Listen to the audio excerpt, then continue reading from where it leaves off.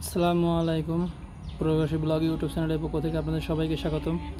আশা করছি সবাই ভালো আছেন। তো আজকে রবিবার, কাজের ছুটি, এজন্য বিকাল টাইমে আসলাম একটু মাছ ধরতে। দেখছেন শোল মাছ পেয়েছি একটা। আজকে আমরা দুজনেই এসেছি। তো এই যে আমার পেছনে দেখতে পাচ্ছেন অল্প অল্প পানি, এই পানিতেই কিন্তু এই মাছটা পেয়েছি।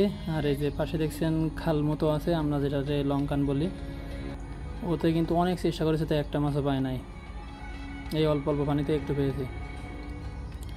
আর দেখুন, আমাদের এটা ছিল হলো ব্যাঙের টপ, তার মানে প্লাস্টিকের যে ব্যাঙগুলো থাকে, ওই প্লাস্টিকের ব্যাঙ।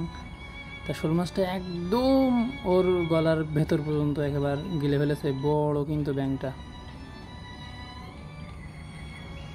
দেখতে পাচ্ছেন, একদম সম্পূর্ণ গিলে নিয়েছে। তো ছুটির দিনে আসি একটু মাছ মারতে, দু একদিন পাই, দু একদিন পায় না। মাছটার সাইজ কিন্তু একেবারে খারাপ না, ভালোই। তো আবার চেষ্টা করছি, সাথে থাকুন আপনারা, দেখেন আর পাই কিনা। আর ওই মাছটাও কিন্তু এইখান থেকেই পেয়েছি, এখন যেখানে সেপটা খেলা হচ্ছে আর কি।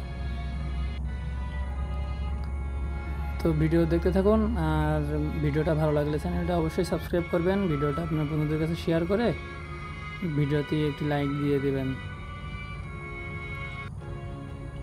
আর জানেন আমি নতুন, যার কারণে একটু ভুল ত্রুটি হতেই পারে।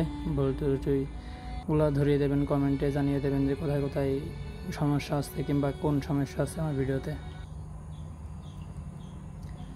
তো দেখতেই পাচ্ছেন প্রকৃতির যে সৌন্দর্যটা, আরও কিছুদিন আগে আরও অনেক সৌন্দর্য ছিল। এই বিষ, তার মানে ঘাস মারা স্প্রে দিয়ে সবুজগুলো সব নষ্ট করে ফেলেছে।